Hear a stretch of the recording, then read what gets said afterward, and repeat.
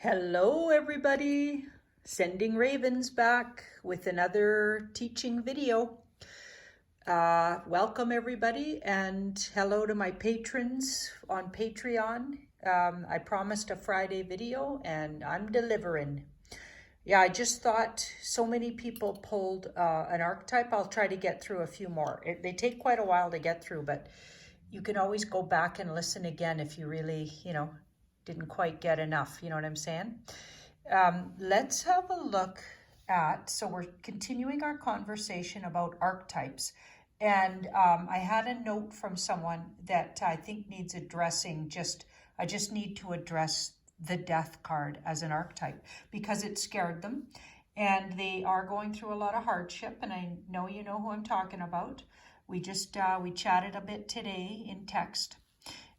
But I just want to say this is an archetype of hope and change. Change is coming.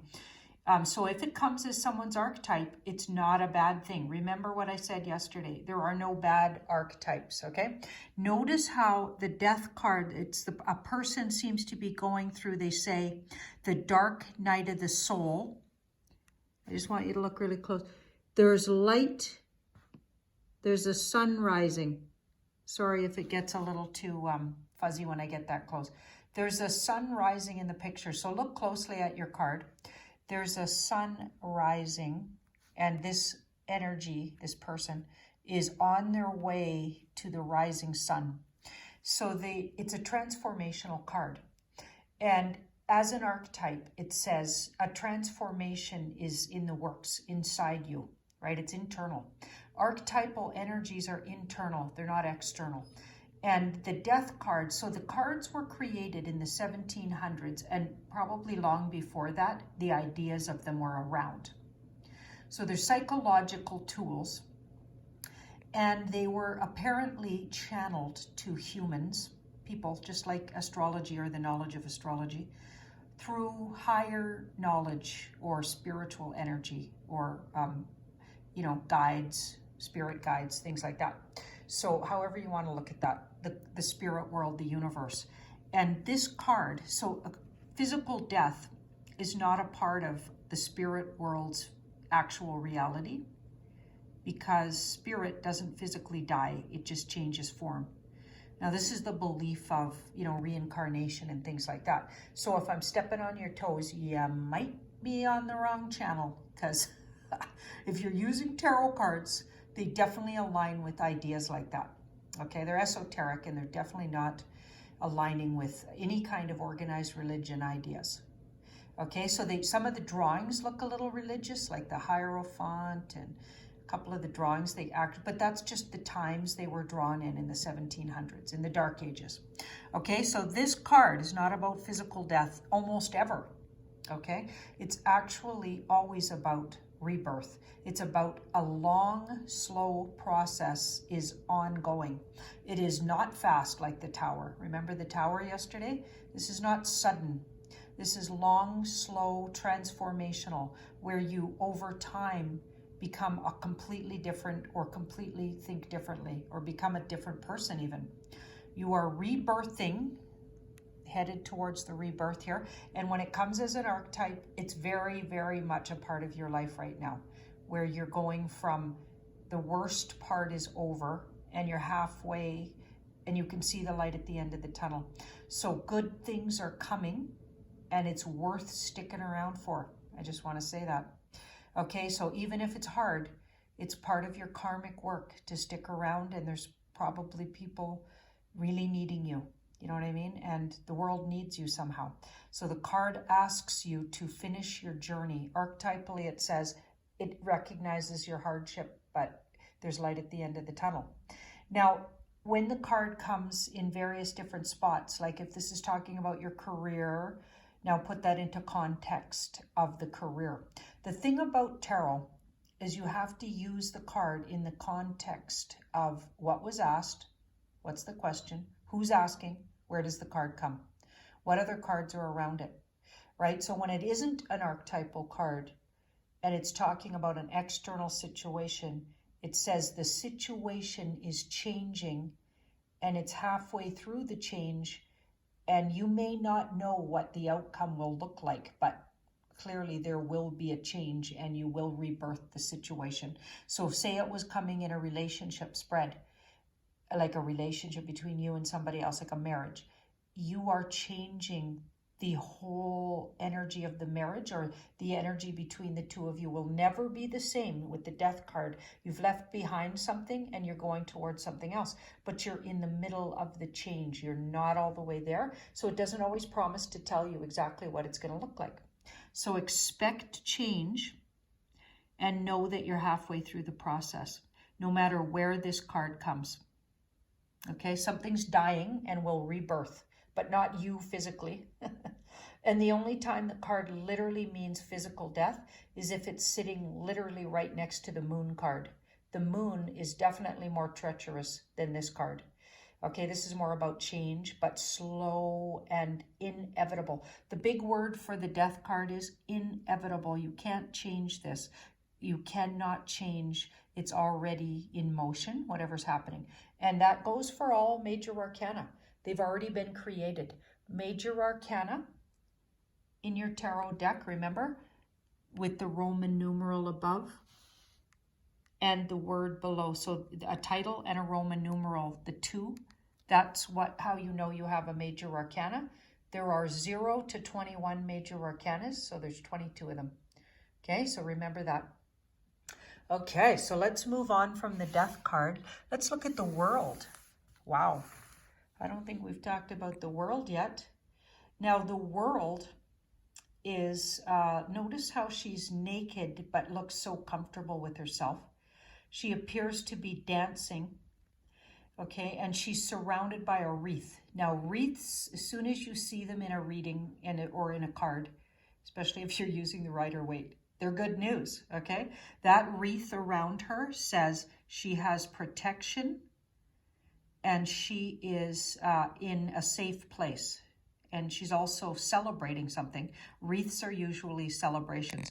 So she's celebrating life, and a place she's got to in life, or whoever this is, has got to a place in life that they should celebrate. It's a plateau card. It's the number 21.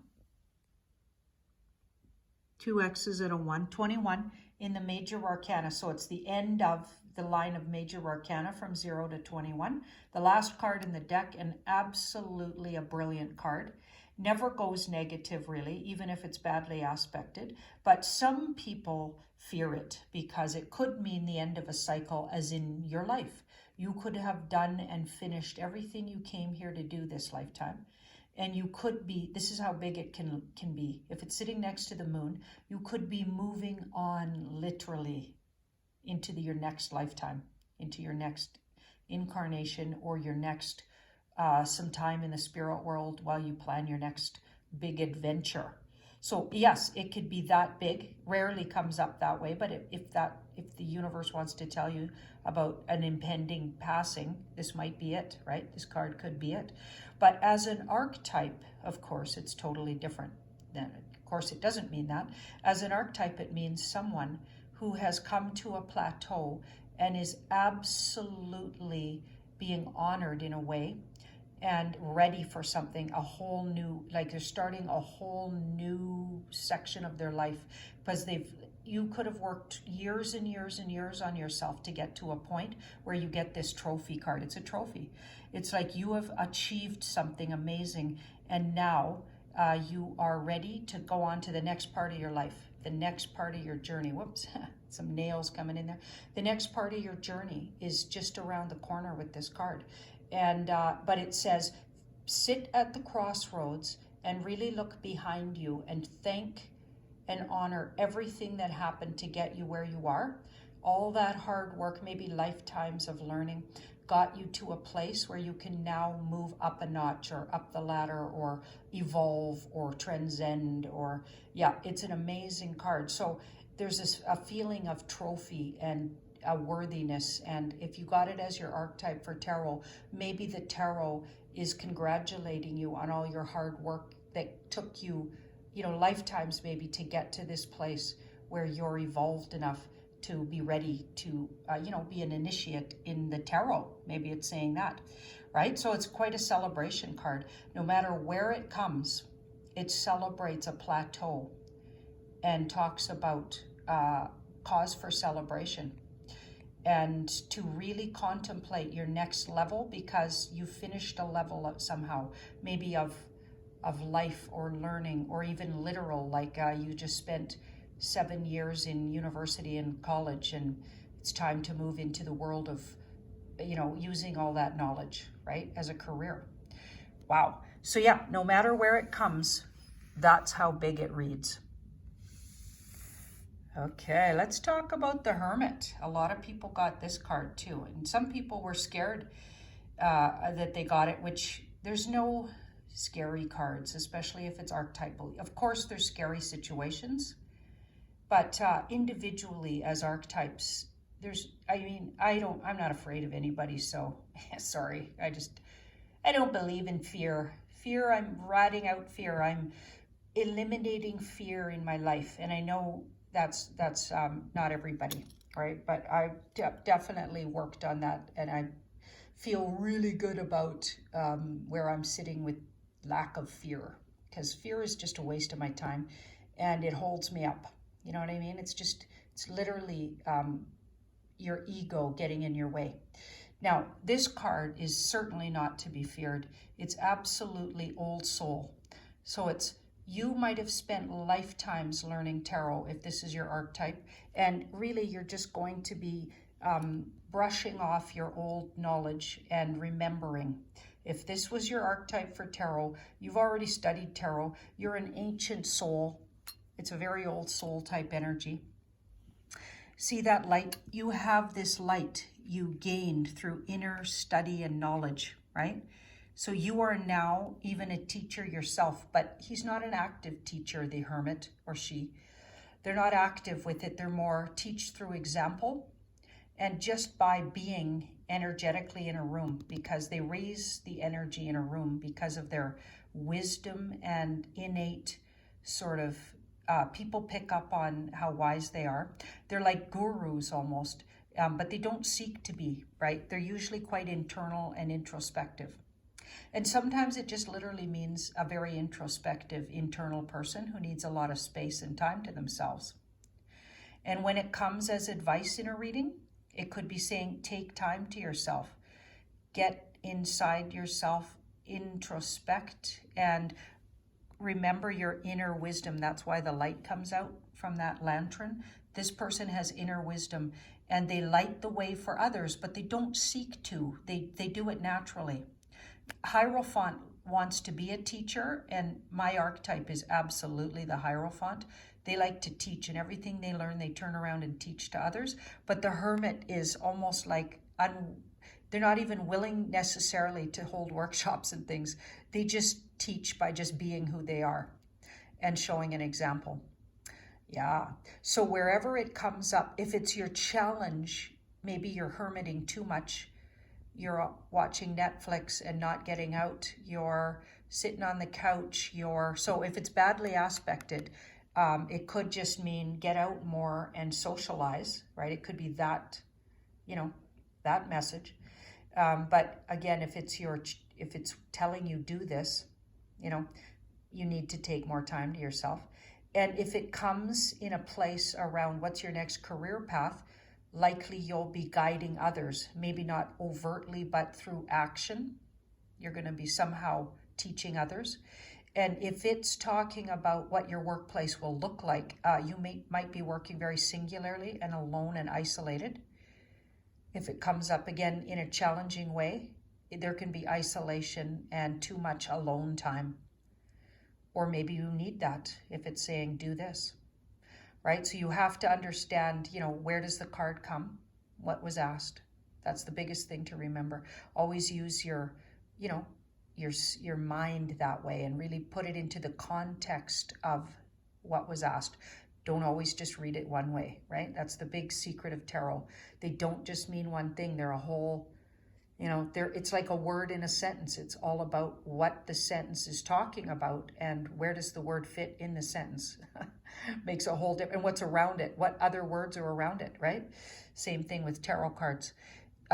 this card can also talk about a very old souled person. So if a young person gets it, it could just mean they're an ancient soul.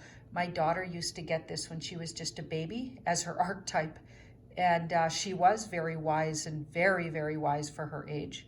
And actually my son's quite wise as well, right? So I'm so blessed to have two very wise old soul children. Yeah, so the card can literally mean just someone wise beyond their years or seemingly old soul and has a lot of wisdom.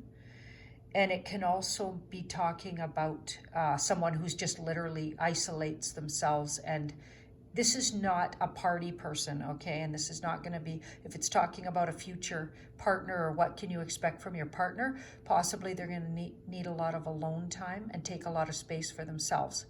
And depending on how it's aspected, if that's going to be bad or good or how is that, right? You might be left alone a lot if that card describes your relationship, right? So yeah, so fascinating. Let's do one more. Let's look at the Emperor. Okay, so the Emperor, now this guy is the patriarch incarnate here. Look at him, right? So he's literally the patriarchal energy of the deck. And of course that can be good or bad, right? A good father figure. He can come up when it's talking about your father.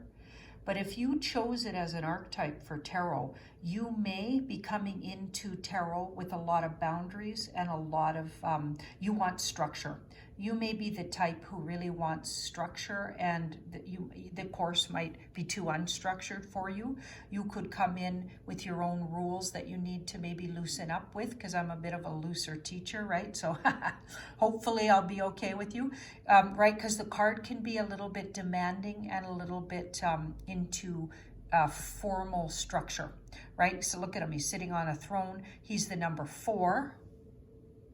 4, even numerologically, is structure, and it's a square, right? And his throne is very square-like. So sometimes he can be a little rigid, right? And other times, so you might need to loosen up a bit just to get okay with how the class is structured. Or maybe you're coming in with really a lot of knowledge already, but possibly different than the way I'm teaching, or in a different way. So you may, because you're already maybe thinking, okay, I'm the authority, because he's an authority. And possibly, you know, you might have to loosen some of that authority up a little, or just loosen up a little just to enjoy the class a bit, right? Because there's a little bit of he's a little structured and demanding, right? You could just really have huge expectations, and that's okay.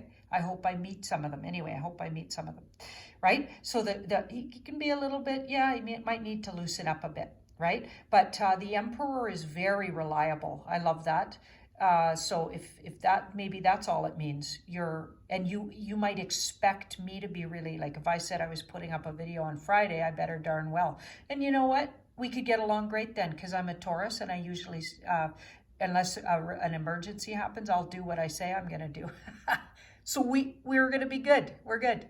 But if the card comes up talking about an external situation, sometimes it's talking about your boss. If it's talking about career, it could be talking about you work for the government. You work in a very structured environment, in a very large patriarchal company. Possibly you are a person who needs a lot of structure, or you're going to be bumping into rules and structure. This card can be about taxes. It can be about being pulled over by police. It can be about, if it's badly aspected, it can be about following the rules. Or if it's positively aspected, it could be talking about someone wanting to be a father, or thinking kindly about their father, or wanting to meet a person to have children with, becoming a parent, taking on responsibility. If it comes in your financial house, it could be talking about get more organized. Really be careful about how you're claiming finances, and really look into the rules around things, because you could be running into some structure or boundaries. If it comes when you're traveling, you could bump into rules, boundaries, and or not having the right paperwork to travel certain places. Yeah, so you can bump into some boundaries with this. If it's saying do this more, have better boundaries with people, create better structure in your life, get your ducks in a row. So it really depends. Where does the card come? It could be talking about and just wanting to prompt you to think about the father of your children, your own father. And then the rest of the reading should tell you, what about that person, right? So when the card shows up, you have to really look at where is it, situated in the reading, and what could it be talking about? Wow. So there's, I got my little plant there today. Just thought we needed some green. It's dreary here in Calgary. There's a lot of fear around the you-know-what situation with the health everybody's talking about. We're not allowed to say those words on certain channels, and we're one of them. So everybody's saying, why don't you say that word about the virus? We're not allowed to, actually. We're asked not to.